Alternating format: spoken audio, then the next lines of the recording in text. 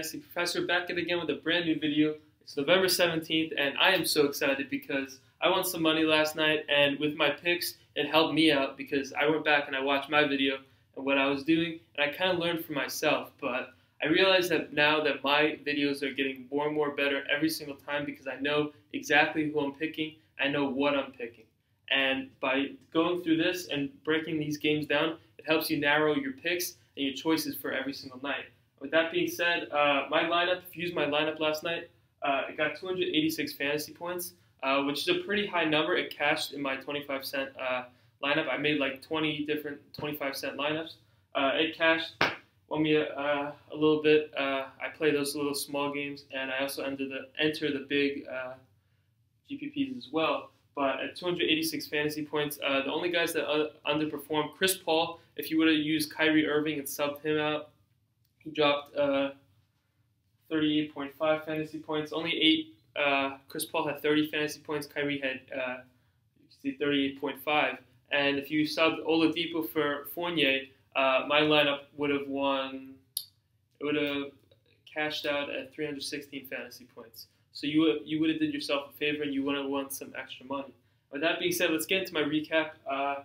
These are all my picks from last video. Kyrie Irving, 38.5 fantasy points. He went to town on the Indiana Pacers. I didn't think he was going to do that well because I was watching him in the middle of the game. In the first quarter, he was barely scoring, barely doing anything. And he started getting it going, especially without LeBron. Someone's going to need to step up on the offensive end. Let's see who really did. Kevin Love, 51 fantasy points. He just torched the Indiana front court and obviously scored 51 fantasy points. Giannis, 60.75 fantasy points. He's ready to break the NBA at this point. He's just an animal. There's no other way to put it.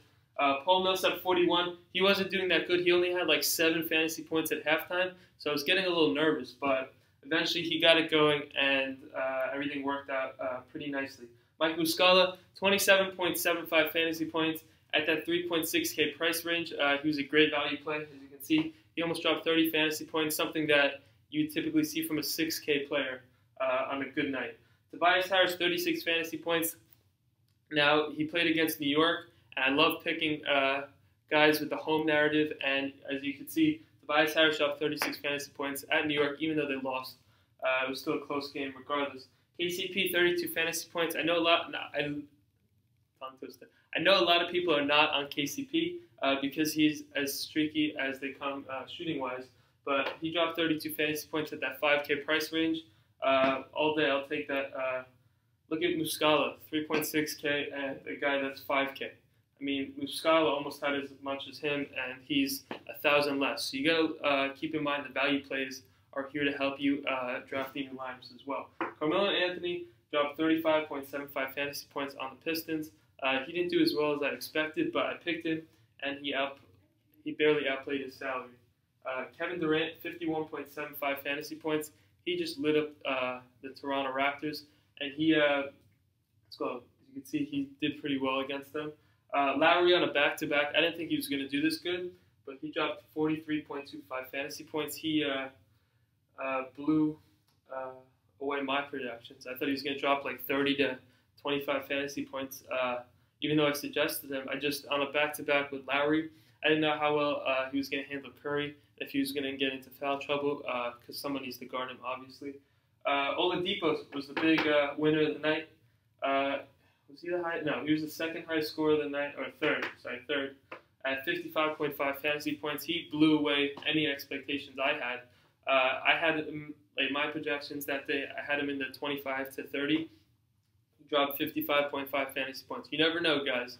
So I suggested him, so those who watch my video and put him into your lineups, good for you. These guys, take any of these guys, build your lineups around them, and it'll make life a lot easier for you, short and long term. Manuel Mudiay, 34.25 fantasy points. He did pretty well against the Nuggets guard depth. They didn't have a lot, especially that night, but.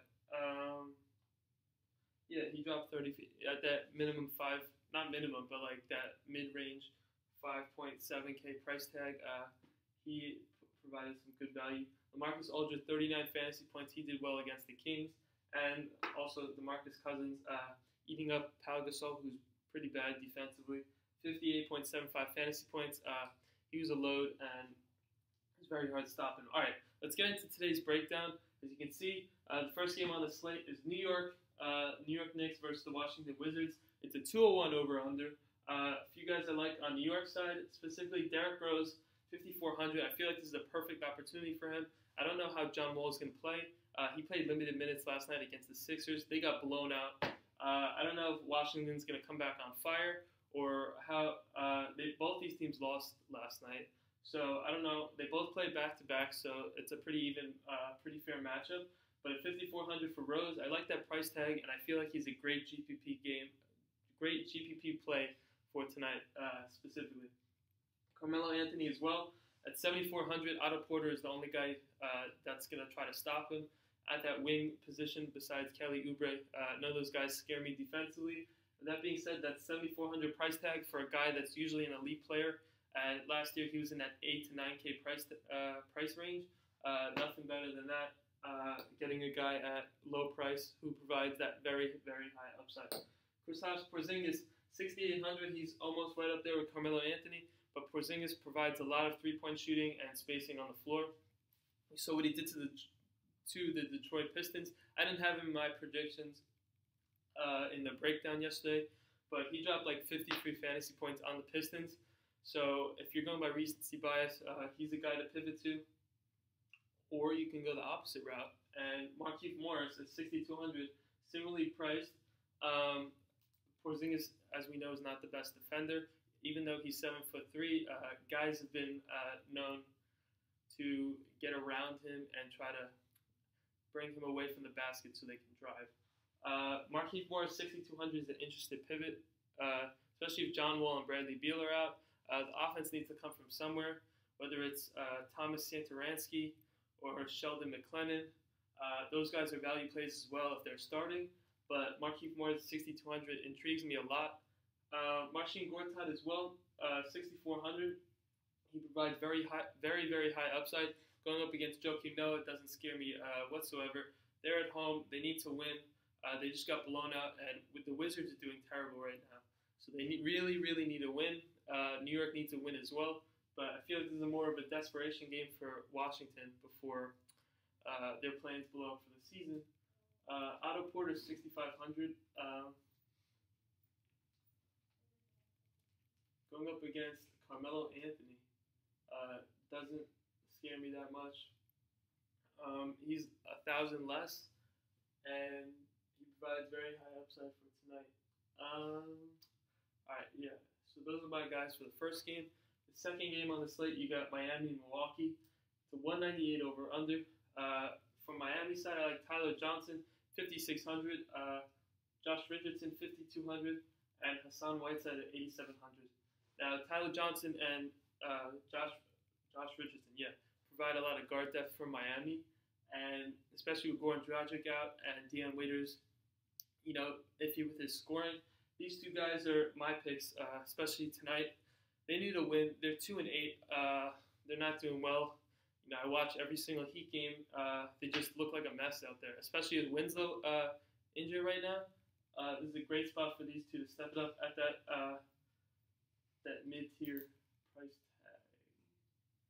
And Hassan Whiteside as well at 8,700. The Bucks have been known not to guard centers pretty well, and at 8,700, I feel like he's going to drop 50 fantasy points minimum tonight. This is a great spot for him. I'll have him at least half my lineup tonight. Hopefully he doesn't get injured and burns me or something like that, because Hassan Whiteside, like if I had him last year in the playoffs and he'd say it would either be his leg, his arm, or something, and he wouldn't produce, or he would be sitting out, and I wouldn't know about it. But always be aware of when a player is in or out as well. Giannis Antetokumpo, 8,900. Nobody's going to stop him on Miami side, especially with Winslow out, their best defender. Who are their Miami's power forwards? Derek Williams, Luke Babbitt don't scare me at all. And at 8,900, we saw he dropped 60 fantasy points yesterday. He could drop another today, especially on a back-to-back. He's only like 20-something years old, so he's going to get those heavy minutes and that heavy usage in that Bucks lineup. Michael Beasley is one of my favorite value plays on the night. 3,000. If this turns into a blowout for some reason, Michael Beasley, as we know, it's a revenge game for him. He started in Miami. I think he played there last year, or something like that, or 2 years ago. And he was on the team, and then he left to China, and I guess he came back, and he's on the Bucks now. But at 3,000, it intrigues me, especially if it's a blowout, and there is a potential blowout risk here. Miami is not going to be able to stop Giannis and Parker. Their two biggest bigs in the front court. You can see he's at that 6.3K price tag, and it intrigues me a lot, especially on this depleted Miami front court. And Matthew Dellavedova, sorry, at 4,300, he provides very high upside, even though he dropped 25 fantasy points yesterday. Again, if this turns into a blowout, they're going to need, or if it's close, they're going to need his three-point shooting regardless. So he spaces the floor well, and he's a great guard. All right, the highest over-under of the night. You got Portland and Houston. It's a 221 over-under. On Portland's side, I like Damian Lillard, 9,600. CJ McCollum, 7,600. And Mason Plumlee at 5,500. Lillard and McCollum should torch Harden, especially at home. I think they got blown out by the Chicago Bulls the other night. So they're going to come out on fire, and they're going to need to especially win this game. This is a must-win for them. I think they're 7-5 on the season. They're tied with the Lakers for the 4th seed, which is like kind of surprising. Like I would never expect like this far into the season, the Lakers who are actually in the playoff hunt. They're tied for 4th. I mean, I don't know what's going on, but yeah, these two should definitely outperform Harden's on a back-to-back. These guys are well rested, so no problems there. Mason Plumlee, 5,500. He intrigues me going up against Clint Capella. Ryan Anderson, especially, not a great defender at all. This is a great spot at that mid-tier price range, so I like that for tonight. On the flip side, James Harden, 12,400. You can never doubt him.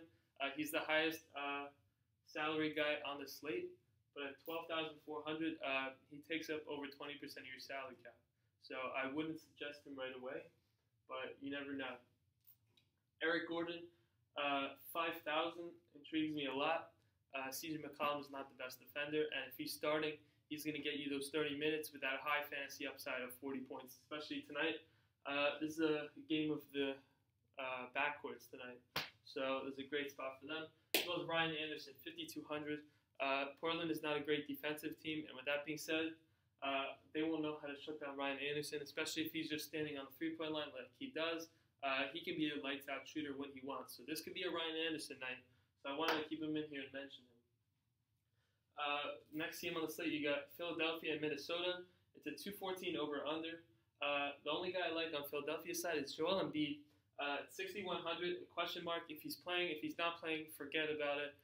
Always keep in check with the news. I use Fantasy World and, Fantasy Alarm and Roto World. Yeah, Fantasy Alarm and Roto World to keep up with the news every single day. Every hour of the day, I just go and check multiple times right before lineup lock, so you know who's playing, who's not, and it helps you with your roster construction. Like yesterday, for instance, I found out LeBron was out, and I didn't know that until very close. And I was watching a show, Roto Grinders, on YouTube, and they were like, "Oh, LeBron's out." So I had him in like 25% of my lineups, and he was a pretty risky play. I didn't know he was going to sit out, but, then I had to put Paul George in, and stuff like that happens. But always keep in check at 6,100 going up against the Minnesota frontcourt. He's proven time and time again he can bang down low with these big centers like Karl Anthony Towns. I feel like it's going to be a great matchup if they get to go against each other. So that's a great matchup to look for. On Minnesota side, I like Andrew Wiggins, 7,300, Towns, 8,600, Dieng, 5,700, and Rubio, 6,300. This is a game I would stack more so than this. I'm going to put all four of these guys in one lineup and see how I do. Hopefully, if it stays close, then you're going to cash, obviously. This is a great cash lineup if you wanted to use the starting four right here of Rubio, Wiggins, Towns, and Dieng. I don't know how Zach LaVine is, so that's why I was a little hesitant on that. But Wiggins is going to shut down Covington. Dieng's going to shut down Saric and Ilyasova. And Towns against Embiid will be fun to watch. Towns should obviously go to work, and he provides 60 fantasy point upside tonight. I'm going to pair, where's Whiteside? I'm going to pair Whiteside and Towns in one lineup and see how I do. You just got to play around and experiment. Dual centers could be a way to go. You just got to experiment and see how you do. Yeah, so that covers that game. All right, last game on the slate, Chicago and Utah. It's a 195 over-under. On Chicago side, I like Jimmy Butler at 8,400 and Taj Gibson at 5,600. Now, Butler, as we know, torched the Portland Trailblazers just, 2 days ago. He had 48.75 fantasy points against them. Very, very well. At that 8.4K price tag, he really knows how to reach value, and he's a great value play for tonight. Taj Gibson as well, 5,600. Nobody can stop them, especially if Derek Favors is out, who's one of their best power forward defenders. I like this spot a lot. It intrigues me for Taj Gibson if he was going to go up against Trey Lyles. So I feel like this could be a 40 fantasy point night for him. If it was him and Trevor Booker, usually they play games at the similar times, and it would always be between them. But I always favor Gibson a little bit more because he's more experienced, and over the years he's been a backup power forward, but now he gets the starting role, and he's thriving in it. Obviously, if you see these games, he's just an animal on the boards. He gives you boards, putbacks, assists, stuff like that. He's that all-around power forward. I like him a lot, especially on the slate, even though the over-under is not that high. Rudy Gobert, 6,100, intrigues me a lot. Going against Robin Lopez doesn't scare me. Do not pick Robin. I hate picking guys against Rudy Gobert. I've tried that in the past because I feel like nobody's going to be on it, but it never works out for me. So go with your gut. Pick Rudy Gobert. It's going to be a slow-paced game. Both these teams play relatively slow, but Chicago's been playing a little bit more faster as of recently since they got Wade. And if Rondo's not in, though, I don't know how fast they'll be. So it's going to be a slow-paced game. That being said, Rudy Gobert 6,100. I like that price tag a lot in that mid-tier. Ooh, there was my pen again. Trey Lyles, 4,100, a great value play. If Derek Favors is not playing, Trey Lyles should be starting, and he should get roughly 30 to 35 minutes with Boris Dio backing him up for the rest.